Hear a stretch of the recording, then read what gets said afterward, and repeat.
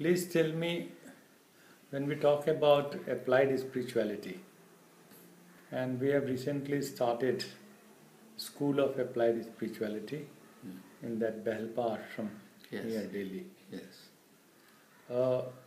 What should really we mean? What is implied by applied spirituality? Because by spirituality, all sorts of people have all types of their own notions, and there is no such particular thing. Yes. So I feel that once we have a clear notion about applied spirituality, it should be like transforming the individual from within, yes, and also the society from without. Yes. And towards more of equity and justice, Yes. inside and outside. That should be the meaning or connotation behind applied spirituality. What do you think? Well, Swamiji, all your life you have lived applied spirituality, and it was this that impressed me most. So I must tell you that whatever I know of applied spirituality is on account of you. Of course, you have enabled me to think on my own, so I have my insights as well. So it's a good thing to be able to share these insights and this understanding.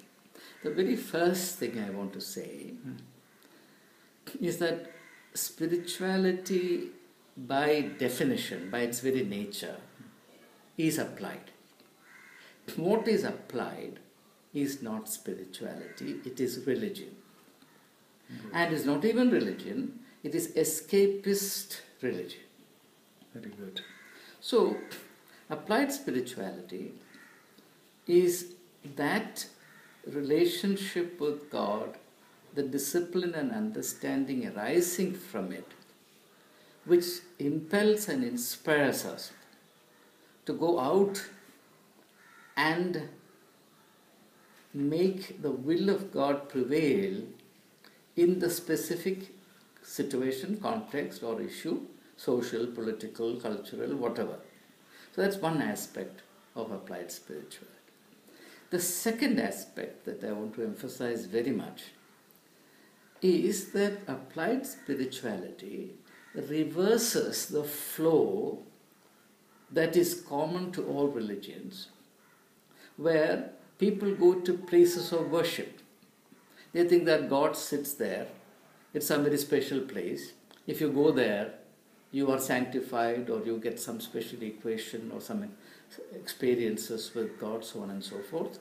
As a priest, I have to say that I consider it to be utterly foolish, absurd. I have not experienced God in church or inside churches. I have experienced God more in the wider world through my encounters, my struggles, my commitment, and the suffering that I have had to accept and undergo on account of this. And I believe that suffering is very basic. Suffering for a godly cause is basic to our spiritual health.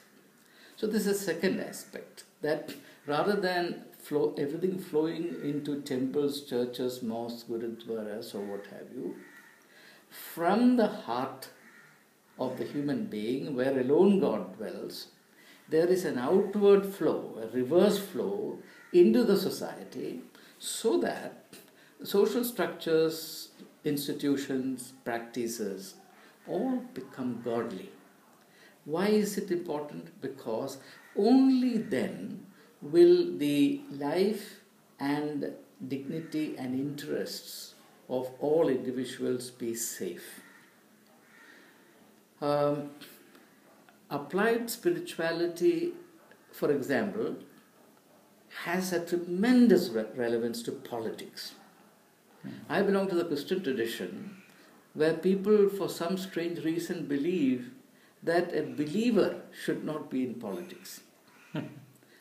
This is something I've never been able to understand. I believe that spirituality is political and that politics must be spiritual. India can get out of all her problems if her political life can be guided by spiritual principles. This is nothing new. This is what the ancient seers and prophets and spiritual teachers of this country taught us all along. But we have completely renounced everything. And we go after Western materialism and all the rest of it, and at the same time talk about patriotism, talk about our ancient religion, our great culture, our tradition, the fact that some woman took off somewhere, and all this fuss.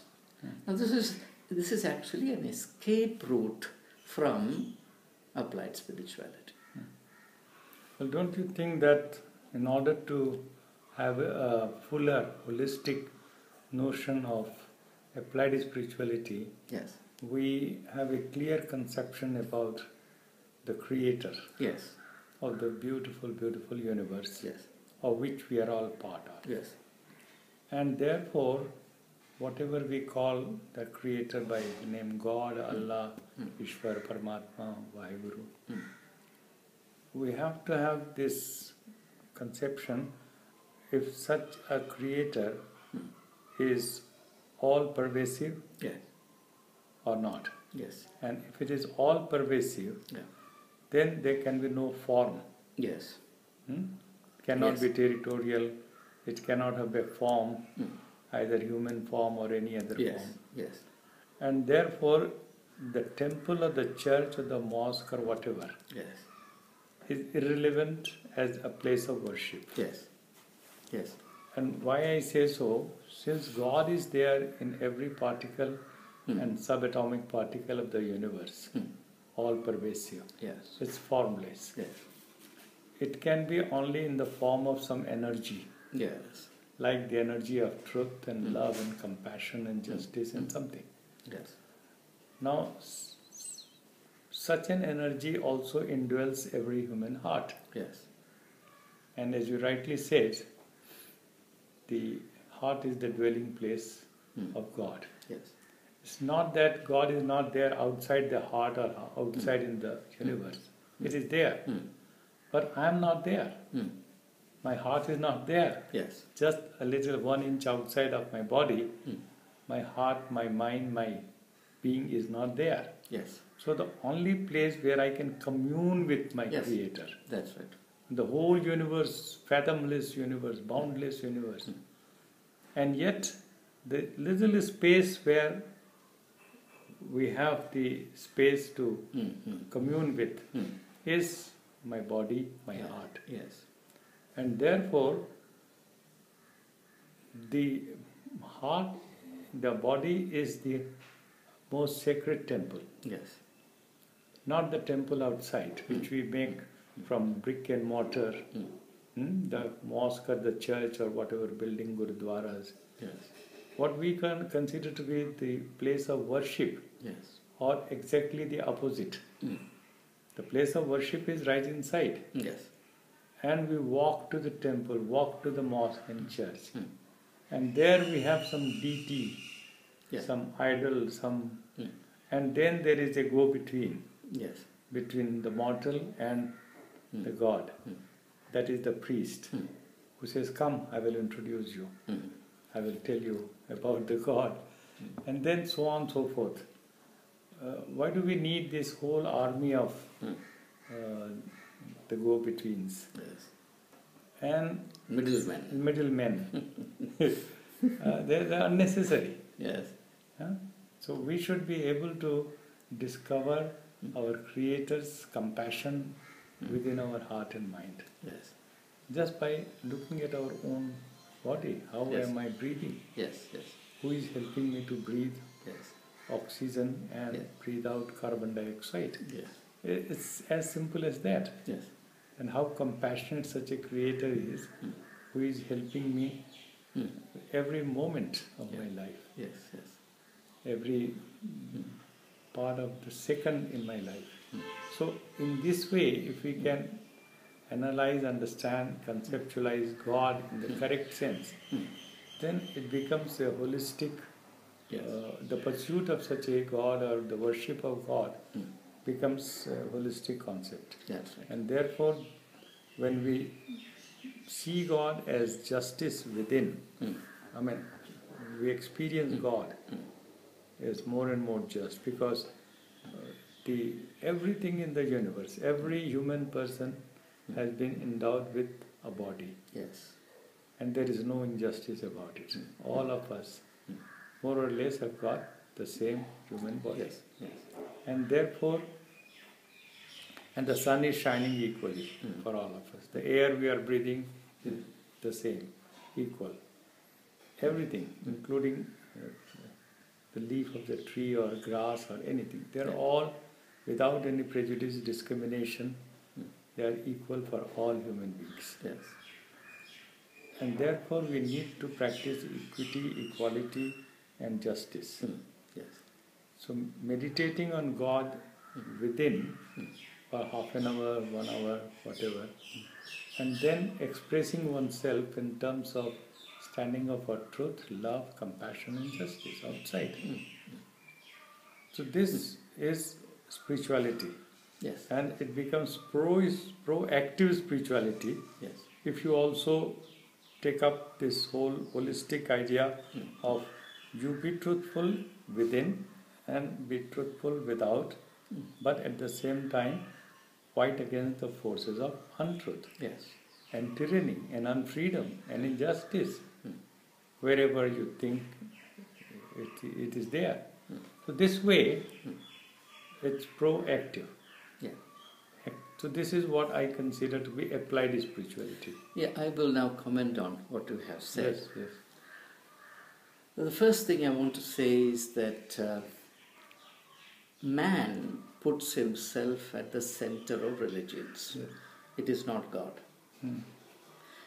Frankly speaking, human beings in the realm of religion are not functioning as middlemen. They are actually functioning as de facto gods. Because if I as a priest or you as a Swami claim that God is in our control and we alone understand God and we alone have equations with God, you're actually claiming that God is under my control. Yes. Right. Now, logically speaking, what is under my control has to be inferior to me. So basically, the priestly class, I don't know if they are aware of it, that's a different matter. I'm describing the fact, the ground reality. Yes. The priestly class often function as superior gods. Yes. And unfortunately, since reason has been cast out of religion, and the so-called faith communities are not allowed to think freely, this goes unquestioned. And I believe that part of applied spirituality is also propagating a culture, a critical culture of responsible thinking, so that truth is brought back into the practice of religion. That is how God is brought back into religion. Yes. Today, God is an exile. Exactly. God is in exile from all religions. So one of the basic tasks is to open the doors to God vis-a-vis our respective religious traditions. That's the first thing I want to say. The second is that every human being has two dimensions.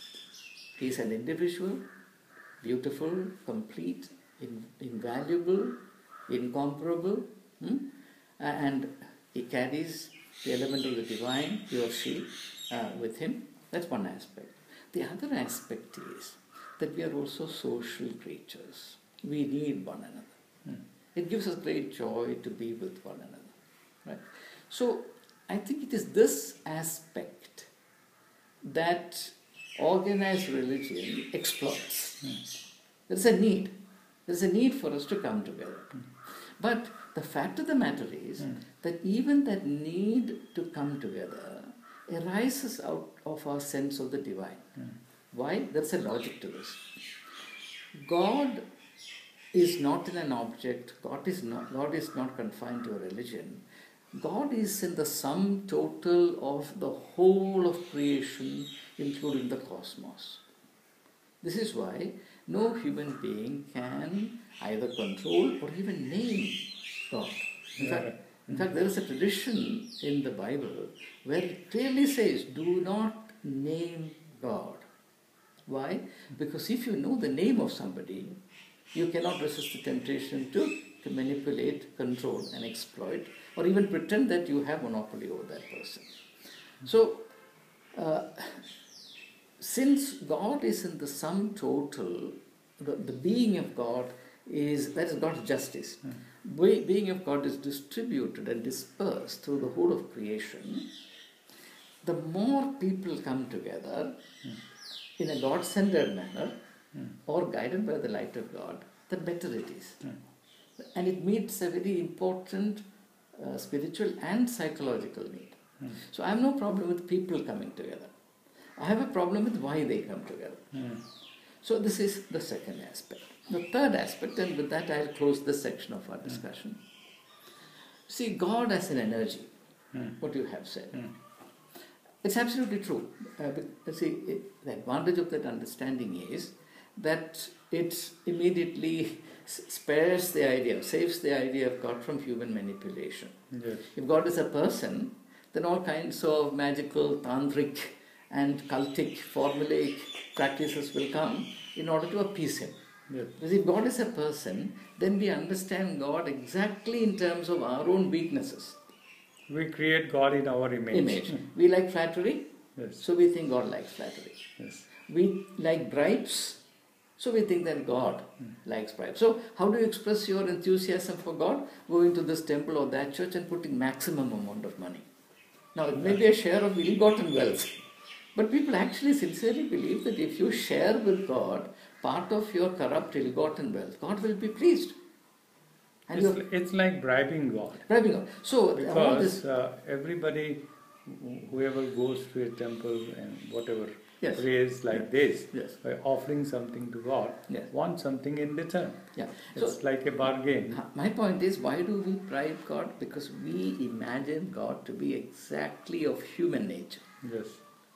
Right. Now, if I use an analogy, electricity is energy. Yes. It's invisible. It is there. Right? But there is a need to connect a bulb so that light becomes available experientially to people. Yes. I believe that that's a function of the individual. Yes. God is energy like electricity. We all have to be plugged into that flow of divine energy so that light comes out. God is light, right? But how does the world experience that light? It's different from the light of the sun, which is irrespective of us. Yes. But the light that God is, or the light of God, becomes visible to the world only through individuals who are attuned to God, or who are locked into or rooted in God. Yes. Right? So, this is where the personal element comes. Yes. There is a personal element to religion. For example, the heart of religion is my personal relationship with God. Now, that God is certainly beyond my control. Right? At the same time, I belong to that God. I belong to God, not that God, I belong to God. Right? Now, therefore, the greatest problem in religions, and I think this needs to be emphasized, is that everybody thinks God belongs to him or her, or my group, or this religion, or that establishment. My God belongs to me. He is my property. He is my agent. Nobody belongs to God. God belongs to me. I'll use him as a convenient. I will use him as a convenient tool whenever I like. Yes. I'll keep him at my beck and call outside my gate. As and when I get into trouble, which I cannot manage, then I will allow him to come in and have a look at it. Yes. So I think the heart of spirituality is the truth of spirituality is that I don't belong to, God doesn't belong to me. But especially God doesn't belong to me alone or to my community alone. Yes. But I belong to God. Yes. I am a property. Yes. And God is in total and exclusive ownership of my personality, my talent. Because after all, everything has come from him or her. Yes. Right. So I think this is where the distortion comes in a big way. For example, When war is declared, Yes. both sides will appeal to their gods. Yes. Now, what will God do? God do the poor God. No, for Whose people, prayer to answer? God is in a deep dilemma. Yes. So then it depends It's on. not only at times of war, on everyday affair, I was using an If I'm illustration. fighting for some court case, Yes, yes, yes. and then Yeah. whoever is against me, Yes. I go to a temple, mosque, church, and I pray that the other should be defeated. The other is also going to Yes. maybe the same Yeah. temple god. And maybe Then putting the same amount of money. No, it is so funny. If you really think about religious practices and beliefs, customs, etc., you cannot stop laughing. How can human beings in the 21st century, who claim to have developed so much evolved, have ever entertained such absolutely stupid, absurd notions? Yes. Anyway, thank you so much. It's very, very clear now. Yeah. And I think that the present day religion, the religiosity, and all that is centered around the structures of temple, mosque, Yes. church, gurdwaras, etc., and the so-called priestly class. Yes. That has to be Yes. taken out, and it has to be more and more centered around our own thinking, mind, heart, etc. And the best way to commune with God is to contemplate on the attributes of truth, love, compassion, justice within, and act for Yes. truth and justice in society. Absolutely. Yes. No, I'm in full agreement with you. And I'll just conclude by saying, going back to the analogy I used, that of the electric bulb, Yes. when being plugged into or connected to the flow of energy producing light. When every individual, or most individuals, reach that stage of personal relationship with God based on the 4 attributes you mentioned, then the priestly class will become irrelevant. Till then, human beings and individual believers will be under the tyranny, the slavery, to the priestly class. Yes. This is the reason why, historically, for centuries, for millennia, the priestly class has resolutely prevented and fought against individuals attaining enlightenment. Yes. Because they can't control them, they can't exploit them. Yes. So I think human liberation will happen only through the divine. A person who has a relationship with God cannot be anybody's slave. Yes. Wonderful. Thank you so much. Wonderful.